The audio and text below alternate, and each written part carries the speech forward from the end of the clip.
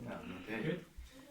Okay, today we will have some questions about the indigenous multiculturalism and the culture clash in Australia. Okay. Okay, my first question is there many different Australia local culture in this community? Right. Yeah, I think there are many local cultures. Like, what do you mean by local cultures? Like indigenous people? Yeah, Yeah, of course. There are like hundreds of different communities here. They speak different languages. They follow different set of rules. I would say like maybe 3% of the population of Australia is indigenous, or they identify as indigenous people. 3%. 3%. Yeah. Around. Yeah. And you have also other locals. They are locals because they live here. So Asian people, they make up 12%. Yeah, 12% of the population here in Australia. And most of the population here in Australia have descent, have their grandparents or parents. They come from European countries as well, Yeah. mostly from British or from Britain or from Ireland. Yeah. So it's a very multicultural country in terms of where you come from. Yeah, very good.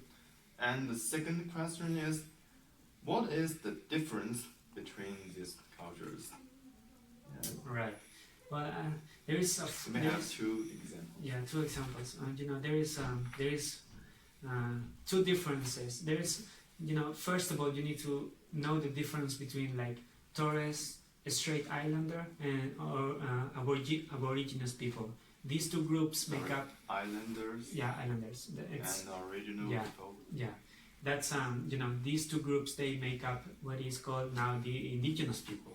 So Aborigines, they have they've been here thousands of years before, and maybe not thousands, hundreds of years before the British came. And you have the Torres Strait Islanders. They are they are close to Papua New Guinea. And they speak Papua, something like that. Yeah, the language. Yeah, the language. So it's a bit different if you go. There are two main groups: Aborigines and these guys, islanders. Maybe the differences: they speak different languages, they follow different rules. Maybe religious, rules. Like they pray to the land. I would say they.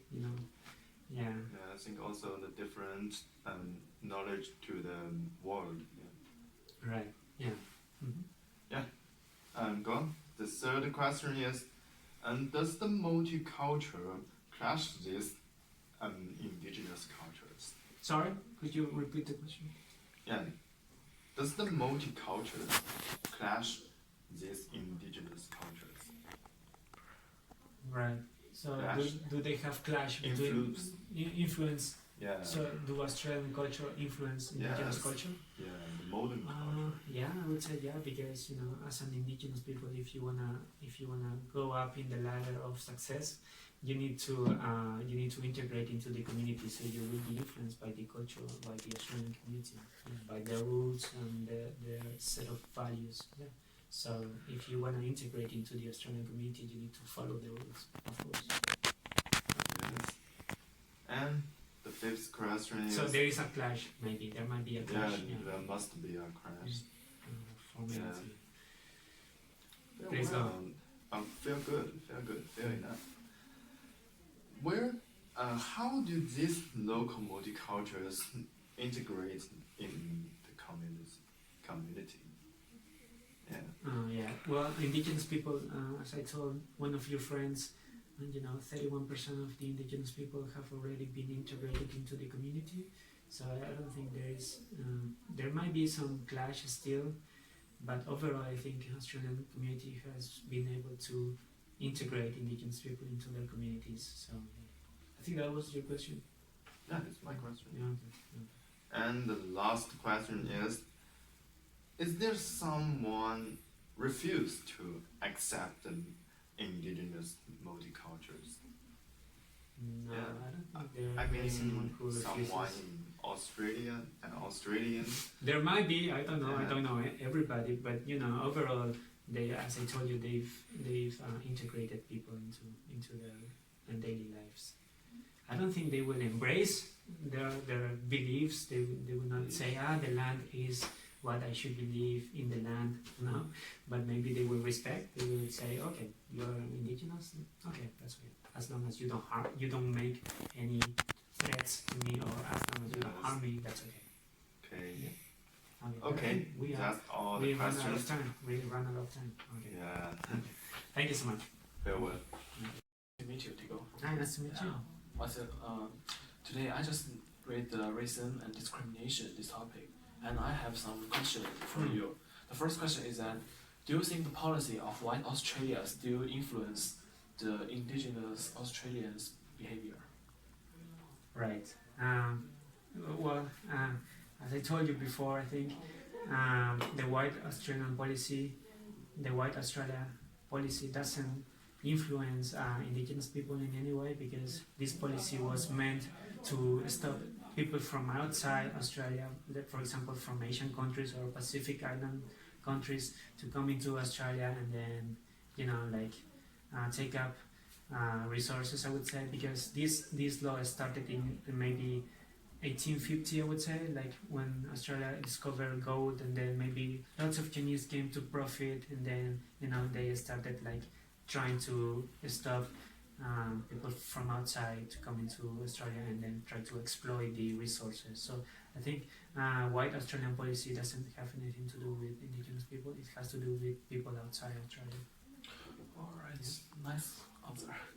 So that, and another question is that, do you feel any discrimination by local people? What do you mean by discrimination? Discrimination is just like the school bullies, that the local people bullying some students from the other country. Right, but I think that could happen, bullying white people. Why people can bully white people? That doesn't have anything to do with discrimination. I think you need to be very specific, but by what you mean by discrimination, because discrimination can happen in many forms, like violence, like I don't know, maybe imposing some tax on certain people, like trying to make a policy to maybe harm people. So there are many ways you can implement discrimination, and maybe one way of discrimination that I felt here in Australia is that, for example, let's say I go to the supermarket and there is a white person, there in the cashier. There's one person there serving the cashier, and then there is a white couple in front of me. The way they treat that couple and the way they treat me, it's a bit different. So I think maybe that could be a way of discrimination. Alright. And do you think why the racism happens in Australia? Why the what? Reasons. Reasons. I don't know what you mean. The reason is just like some people think the Aboriginal people is lower than them, just like that. Right. Well, I think I don't think that's what's happening now, because I think I told you this before, but maybe 31% of the indigenous people are integrated into the community. Of course, there are like maybe 40% who still live in remote areas, but overall they become into the community, like they are lawyers, they come into the parliament, they might be elected, So I think indigenous people at this time, they are experiencing lots of integration in the Australian community. Maybe they might think they have lower intelligence, which could be true because they don't go to good schools as Australians, but still, I don't think that's a good issue. That's a big issue here in Australia anymore. Maybe being indigenous is not as bad as before. Right, so you think Aboriginal residents have already been accepted by white person in Australia? Right? Yeah, I think so. Yeah, for maybe I'm not really sure about the statistics, because in the census it's a bit difficult to count indigenous people. But yeah, I would say like maybe 31% of the 31% of the indigenous people have come into the urban areas, meaning the city, so they are integrated into the community. Okay, And the one of discrimination reasons could be the large amount of immigrants take up local resource and work opportunities. What is your opinion of this situation? Yeah, well, I don't think that situation is happening as well. As I told you before, here in Australia they have a law, they have an act that says that they will give preference to Australians, and then maybe they will give preference to permanent resident people, and then after that, and they might give preference to other people. But my point is, like, you need to be qualified in order to take up a job opportunity here in Australia. You need to have a certain level of education to apply for a job, and that's not enough. You need to also be a permanent resident or a citizen. For example, in my case, I'm about to finish my degree, and one of the requirements when you apply for the job opportunity is that you are a citizen or you have permanent residency. So I don't think that's the statement that you made about like internationals taking up all the jobs opportunities. I don't think that's true to the full extent. It might be true, some Asian kids come and then they take up jobs in the treasury, but I don't think that's happening at all. Okay, thank you. Thank you. Nice conversation. Ask some question about the future of multiculturalism globally and in Australia. The first question: in the future, do you think Australian immigrants will become more and more? Oh yeah, okay. Well, I think I told you this before, but people coming into Australia, you cannot come unless you fulfill your law requirements. So before coming into Australia, you need to apply for a visa. You need to apply, like, you need to say why do you want to come to Australia. So at the current state of affairs, I think the things will continue at the same rate. Maybe I don't think the number of people that Australia take yearly, I don't think they will decrease in the coming years. Maybe you will have a different prime minister in a few years, a bit more radical, I would say, that like he might want to deter people from coming into Australia. That might happen, but at the current state of affairs, I think the same number of people maybe will continue coming into Australia. Can you please answer the question? I think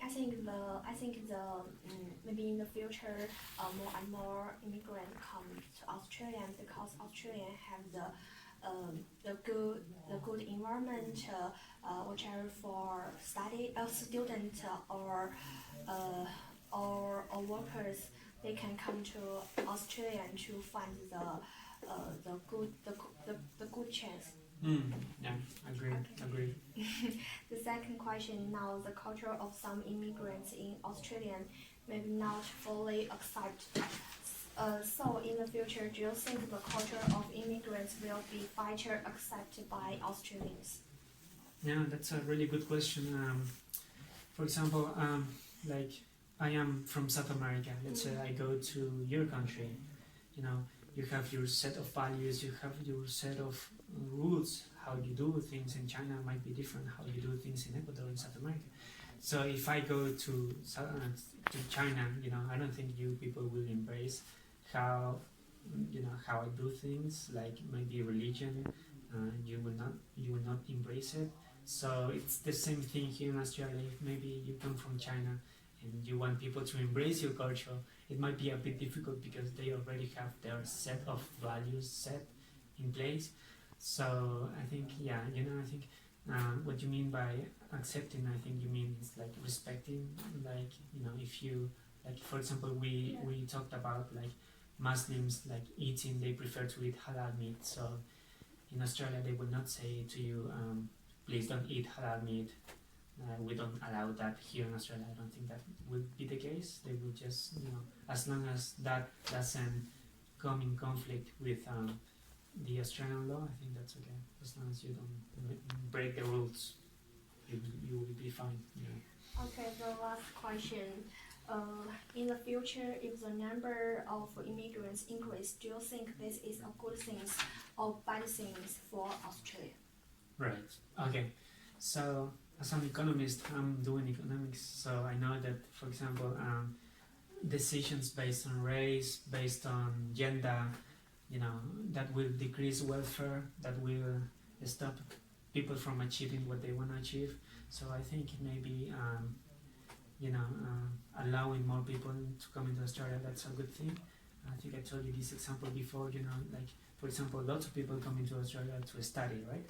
They pay thousands of dollars in tuition fees, but that's not all that you do here in Australia. You need to eat, you need to consume internet, you need to consume electricity, so you will have to pay a fee. Every time you go to the supermarket, you need to pay tax. You need to pay GST. You need to pay tax. So in your way, you are contributing to the economy of Australia.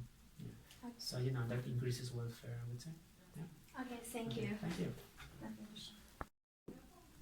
Hello, Diego. Hi. And my name is Paul. I want to ask you some questions. Yeah, sure. My first question is your home country as multicultural as in Australia? Oh yeah, that's an interesting question. Well, we have maybe I would say 20 indigenous people, 20 indigenous group in my country, and each of those indigenous groups, they wear different clothes, they speak a different language, so it's and we accept those people. There are many people like children, they go to school, they have to learn Spanish, and yeah, we accept lots of people. So I think it's multicultural, not as multicultural as Australia, because I would say maybe in Australia you have more influx of people from outside, right? Yeah. You have maybe I think 12% of the population here in Australia is Asian. Yeah. So yeah, and other from other countries. So I would say it's not as multicultural, but I would say we also embrace multiculturalism because we also embrace the few minorities that we have in our country. So you're from Spain, then which No, part? I'm not from Spain. Oh, you're not from I'm from South America, man. Oh. Ecuador. Oh, yeah, I know. Okay. When and why did you come to Australia? When and why? Yeah. When? I would say a few years ago, October 2014. So it's been a few years, 4 years. Why did I came here? Well, there were a few reasons. First of all, the most important one, it's because Australia has one of the best institutional systems, educational institutional systems in the world. So you will find NU, for example, it's ranked number 20 around the world, one of the best universities. So that was my main reason why I came here. But I also came here because of security.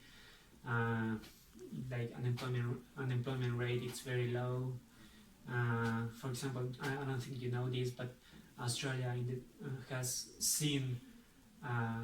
has not seen a recession in more than 20 years. Right. So Australia has been increasing, welfare in the last 30 years without any recession. Of course, Australia was hit by the GFC, but in a lower, it was not as hit as hard as the US, I would say. Anyways, but that's economics. Okay, yeah. Probably you don't know. Anyways, that's one of the 3 reasons: security, education, and unemployment rate is very low. Yeah. What is the biggest difference from your home country and Australia? Oh, well, that's a good question. So there are many differences, of course. Australia is a developed country. Yeah. And countries in South America, we are mostly developing countries. So there are many things, like for example, life expectancy. Maybe here they live into their 80s, 90s, but maybe in South America, maybe they will live until this 70s or 60s. So that's a huge difference. Maybe corruption might be another difference. Lots of corruption. For example, media in Ecuador is very corrupt. And the newspaper might be owned by a person, and that person, he wants to put anything about the president or about any issue that concerns him. So they would put anything, and they will disinform. And corruption here, you in Australia, you cannot do this. You cannot disinform the population. You cannot put false information on the newspaper because you will face serious consequences. What else? I think I have a few reasons here. Distribution of income. Here in Australia, maybe there are lots of rich people, maybe, but the middle class people, they are very strong here in Australia. But for example, in Ecuador, we have, for example, lots of rich people, but also lots of poor people. So there is a wage gap or income gap very high in Ecuador, in South American countries, developing countries, but in Australia you have more equal distribution of income. So my last question is, Sure. can you choose one thing that you like Australia? One thing the best you like about Australia? The best I like, Yeah. that I don't know, best thing I like about Australia. Yeah, I could say one thing. Studying here, it's like the best thing I could have experienced in my life. Studying here is one of the best things I could have experienced. And also I work, and I usually make like maybe $35 an hour. So I would never be able to do that back in my country, to make $35 an hour. Yeah. Sure. Thank you. Okay, thank you. What do you think is the benefit of immigrating to Australia? Benefit of there are many benefits, of course. Good institutions, security, good pay, lower unemployment rate. So there are many benefits you can draw from coming into Australia. Yeah, this is the reason of people want to immigrate to Australia, in your opinion. Sorry, could you repeat the question? This means the benefit of immigrating to Australia. You think? I don't understand what you're trying to say, but I mean, like, what's the benefit of coming into Australia? Yeah, I just told you, like, good pay. You have one of the highest minimum wages in the world. Here, maybe you can earn $20 an hour. So maybe that's a good thing. That's why maybe people come here. They will say, "Oh, I will go to Australia because the wages are very high in Australia, so I will go." And or maybe security. We don't face civil wars.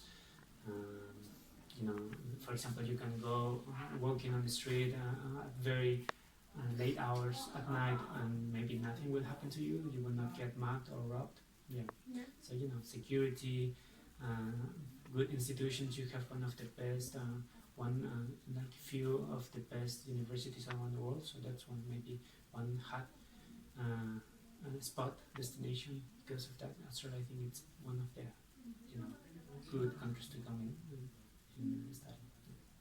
And what challenging will the refugees face in Australia? Okay, I think we discussed this. Obviously, they will face lots of challenges. Maybe they don't know the language. They need to integrate into the community, but sometimes because of not knowing the language, they might not be able to integrate into the community, so they would be left outside, they would be excluded. They do not work. Maybe they might not work, that might stop you from enjoying a good life here in Australia. What do you think is the benefit of refugee coming to Australia? Yeah, they have also as well many benefits because once you are approved to come into Australia as a refugee, maybe the government will give you some payment, some unemployment payment. So what else?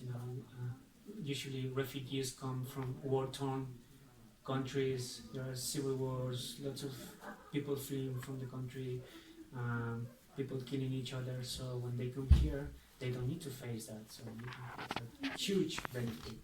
They are benefiting from.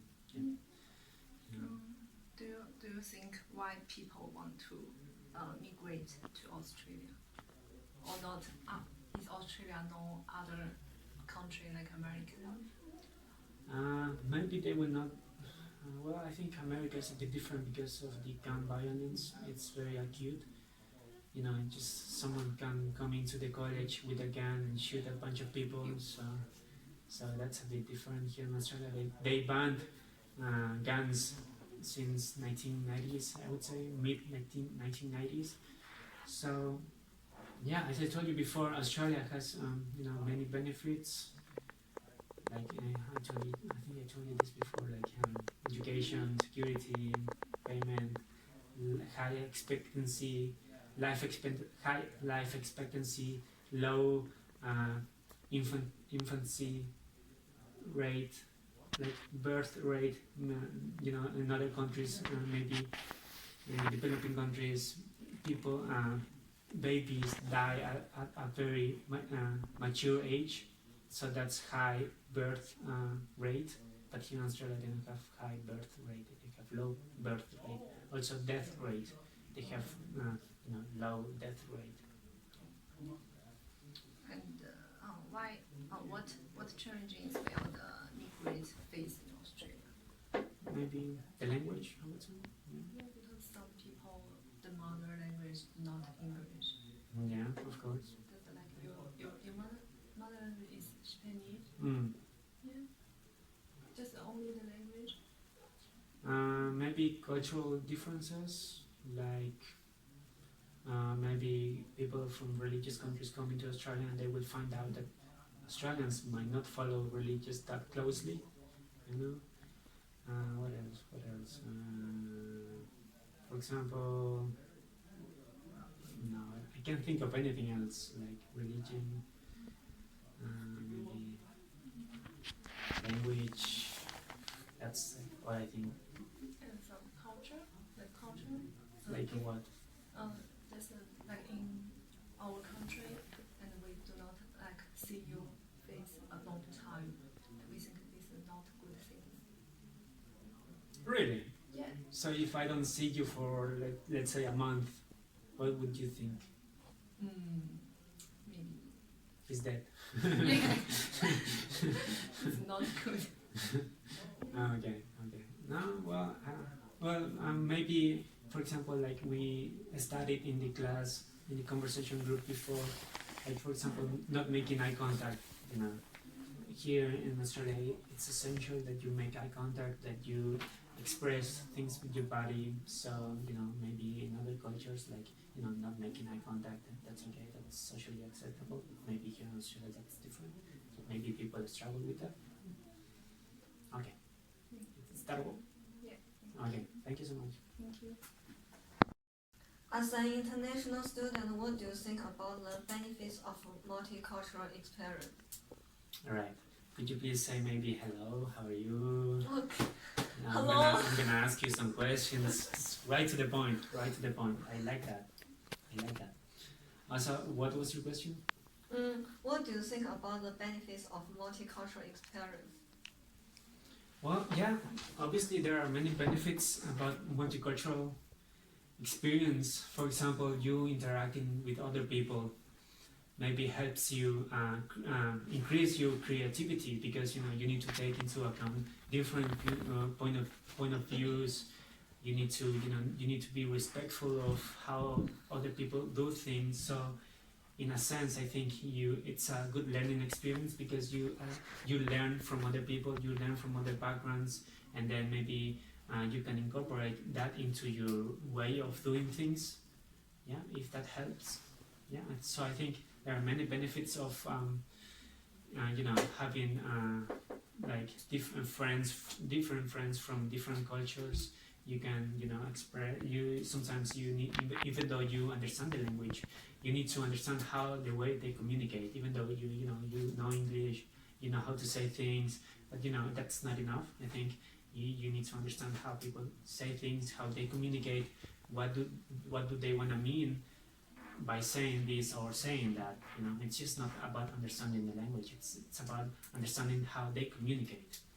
And then I think that's one of the challenges as well. Like understanding how they communicate. So basically, my point is that there are many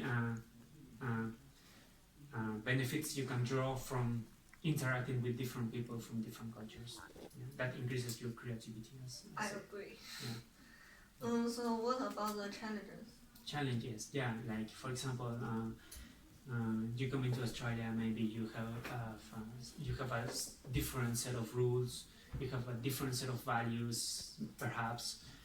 And so now, you know, like for example, if you go to the workplace, maybe you need to be aware of, you know, you have co-workers that come from different backgrounds, so maybe if you don't know about their religion, just don't make any like comments if you don't know fully how they do things.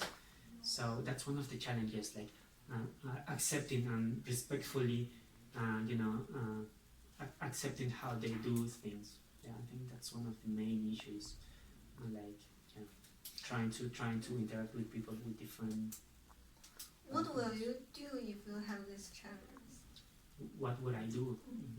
Well, like, yeah, I've been here. Yeah, at the beginning, it was a bit difficult for me to, like, you know, listen to Chinese and then do not understand what they are saying. But over time, you know, these challenges become minor, I think, because you have more challenges at uni. So how would I deal with these challenges? Like, I'm not really sure how can I deal with these challenges. Yeah, it's a bit. Just try to accept, try to respect. Always be respectful of the people around you. Yeah. And if you have an opinion, maybe just say, I think I disagree with you based on this and this and this. Not just say, I just disagree with you. Don't say that ever. Just I disagree with you because I think this is correct, or based on data or based on research. Yeah. Which one do you think is more benefits or challenges? Okay, that's a bit weird. That's a bit weird question. Which one is more? I would say, like, do benefits outweigh the costs? That's one of the ways I would say I would ask that question. But I think obviously you will always have challenges. You know, if you don't have challenges in your life, so what's the point? So my point is, like, the benefits will always outweigh the costs or the challenges. Because maybe, let's say, you have some challenges studying here, the language, interacting with other people, but at the end you will draw more benefits. Like, for example, you will have a degree from ANU that's a way bigger benefit than the few challenges you experience all the way through your studies. So about multicultural experience, what's your opinion? About multicultural experience, what do you mean by that? Like, which one of multicultural experience? Like, you know, you can experience other cultures in different ways. So I'm not really sure what you mean. That's my opinion about multicultural experience. I think it's a good thing, as I told you before. Like, it increases your creativity, expands your mind. You know, if, for example, you might not know about the history of China, but if you meet someone from China, you will ask. You will be interested in, like, what happened in this area, what happened in this period of time. So yeah, it expands your mind. So you can become more creative. You can come up with new ideas that you didn't think of before. Yeah. Can you tell me one example of your multicultural experience? Multicultural experience. Yeah, I had many. Like, for example, Muslim. I have a few Muslim friends. You know, and sometimes they wake up maybe at 5 a.m. in the morning to pray.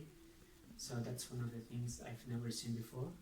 So that's an experience from other culture that I've never experienced before. They wake up early to pray. They are very religious. I come from a very religious area in South America. You know, in South America it's very religious, Christian, Catholic. But we never do things like that. Like, for example, wake up at 5 a.m. in the morning to pray. So that's one of the examples I could give you. Like, I've never experienced that before coming into Australia. Like, seeing people, like, being so faithful. Yeah. Finish. You finished? Okay. So maybe could you tell me? I know you've been here for, like, maybe a few weeks, but have you experienced any multicultural experience? I would say. Just have many foreigner friends. Do they do things differently or not? Same. Same. Oh, okay. Same. Oh, okay. Okay. I think that's all. Mhm.